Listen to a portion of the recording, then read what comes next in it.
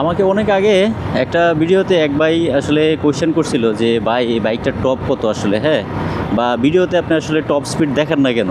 তো ওই বাইকে আমার সালাম। আর হচ্ছে ওই ভাইয়ের প্রতি আমার আনসারটা হলো এটা যে ভাই আমি আসলে বাইক সবসময় নিয়ন্ত্রিত গতির ভিতরে চালাই, ফার্স্ট অফ অল এটা।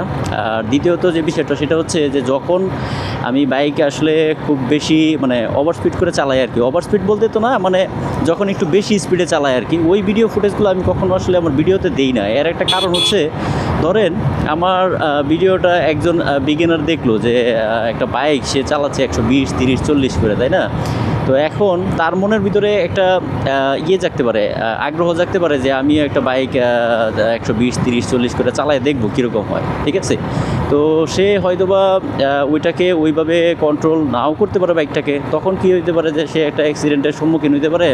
সম্মুখীন হলে কী হবে, একটা মানুষের ক্ষতি হইতে পারে। তো এই জন্য আমি আসলে কখনো ওভার স্পিড বা হাই স্পিড এগুলোকে কখনো প্রমোট করি না। বা আমার কখনো যদি ভিডিও ফুটেজের মধ্যে এরকম থাকেও যে হাই স্পিড আছে, হাই স্পিড বলতে ধরেন আমি অন্ততপক্ষে 100 পর্যন্ত আমার কাছে মানে নর্মালি মনে হয়। এরপরে যদি এই জিপিএক্স বা অন্যান্য বাইক, যে বাইকই হোক, সে যদি মানে টপ স্পিডে যে কোনো ইয়ে থাকে আর কি, মানে ফুটেজ থাকে, আমি সেগুলোকে কেটে দিই আর কি। আর কখনো থাকে না যে কিছু রিস্কি ওভারটেক প্লাস হচ্ছে কর্নারিং, এই জিনিসগুলো আমি কখনো আসলে ইতে রাখি না আর কি, ভিডিওতে রাখি না। আমার কাছে মনে হয় না যে এটি রাখা ঠিক আর কি, এই হচ্ছে কথা। তো এইসব কারণে আমি কখনো মানে আমার ভিডিওতে টপ স্পিড অথবা কর্নারিং মানে এই যে বিষয়গুলো আছে এইগুলোকে কখনো আমি দেখাই না আর কি। তো এটা হচ্ছে ভাই বিষয়, কারণ এটা দেখানো আমার কাছে মনে হয় না ঠিক আর কি।